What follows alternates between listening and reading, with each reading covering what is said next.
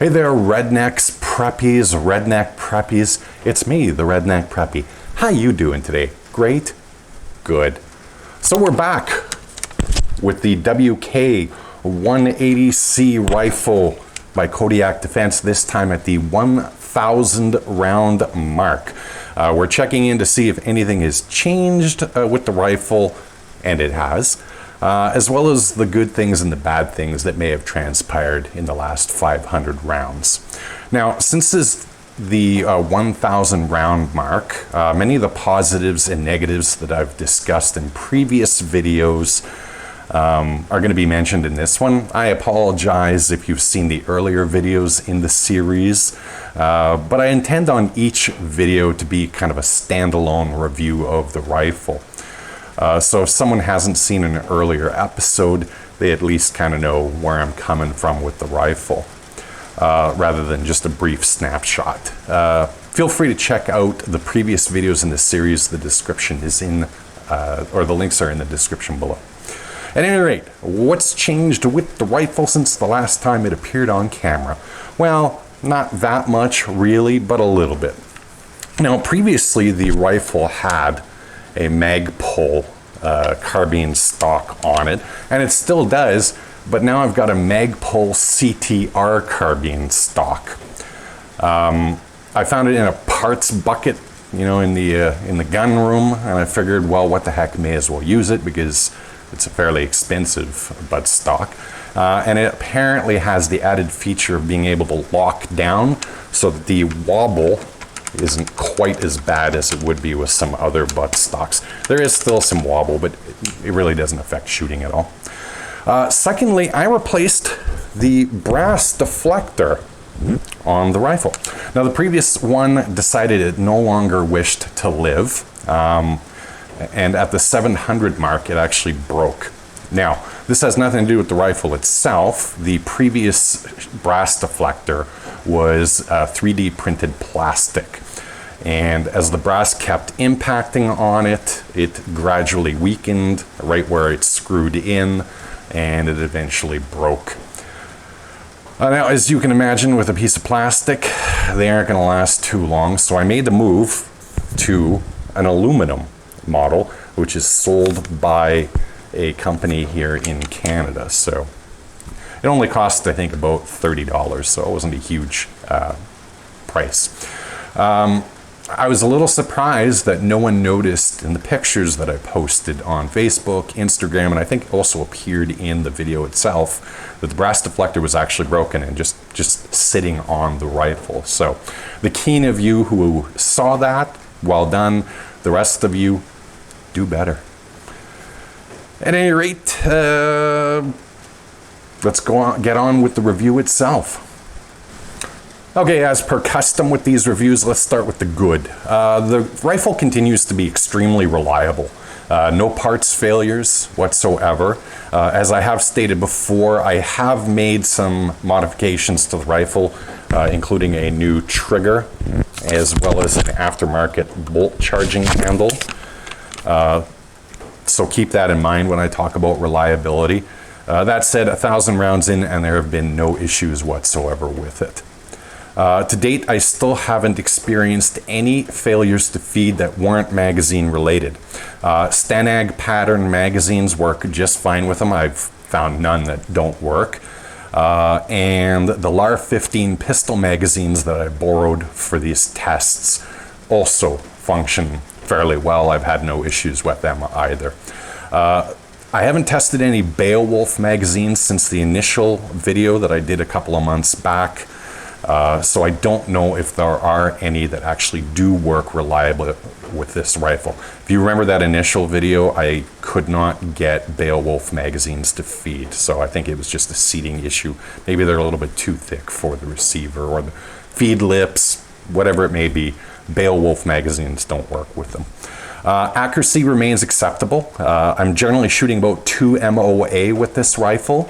But I am still experimenting with loads for it. I still believe getting to about 1.5 MOA with this rifle isn't an impossible task.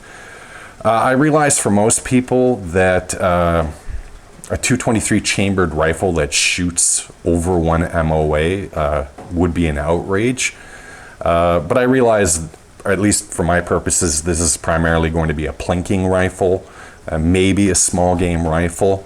And in Canada, the options aren't really there for a semi-automatic in this caliber.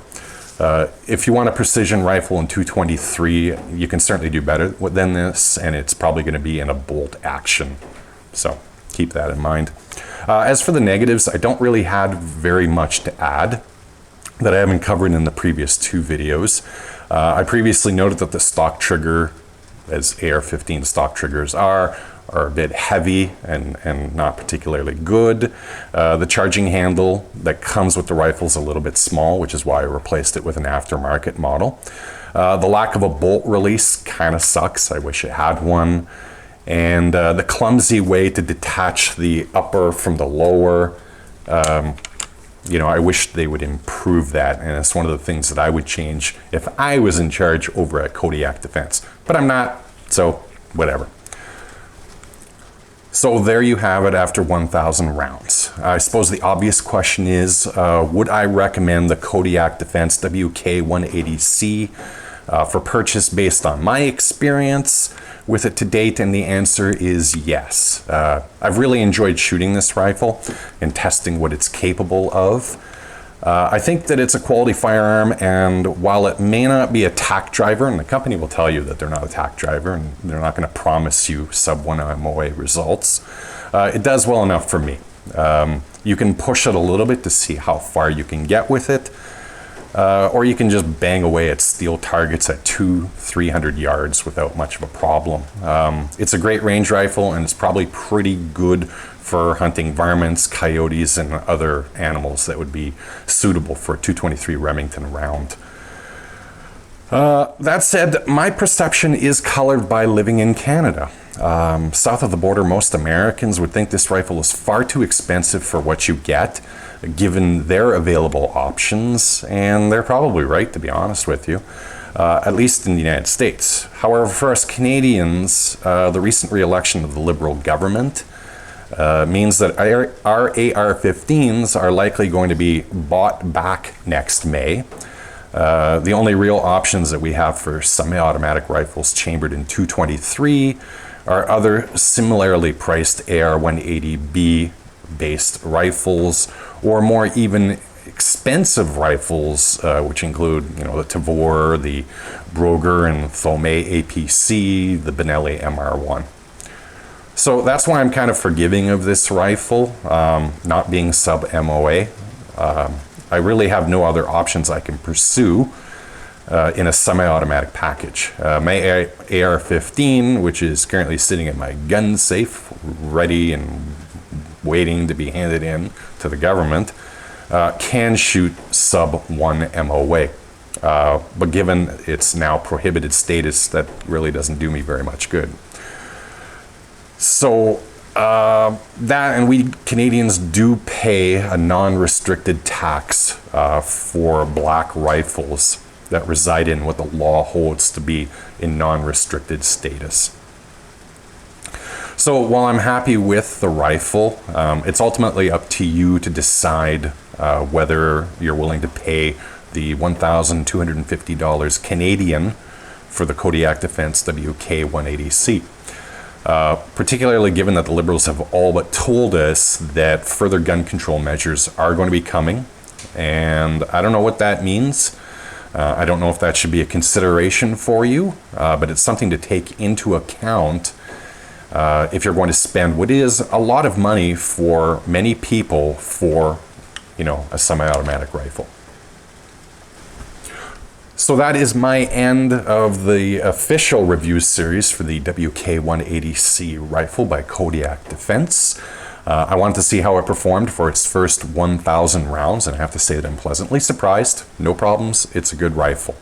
I'll probably come back with a 2,000 round mark video, which I would presume will be sometime next year, just to see how it's doing and if there's any issues that I can report on.